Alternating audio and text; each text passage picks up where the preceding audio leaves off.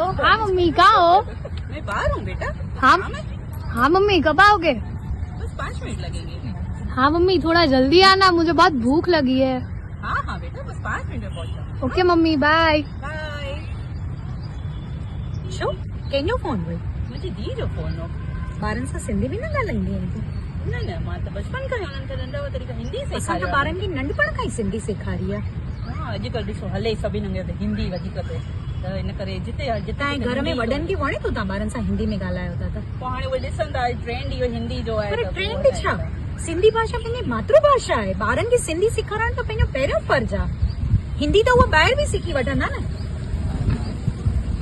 भारत जे संविधान में 10 अप्रैल 1967 में सिंधी भाषा खे शामिल कयो वियो आहे। सॼो भारत देश उन ॾींहुं सिंधी भाषा दिवस मल्हाईंदो आहे। पाण ॿारनि खे सिंधी ॻाल्हाइण में लॼ थी अचे पाण खे।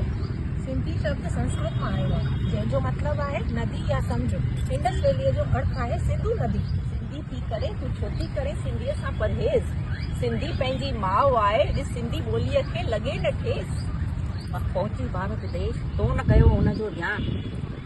हिंदी अंग्रेजी जी ओर में विसारी पंहिंजी शान। नई पीढ़ीअ लाइ आहे लाज़मी सिंधीअ में ॻाल्हाइण।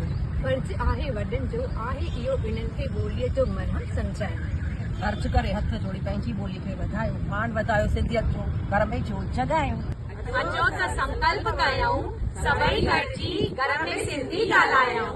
सिंधी अबाणी ॿोली, मिठड़ी अबाणी ॿोली। जय झूलेलाल।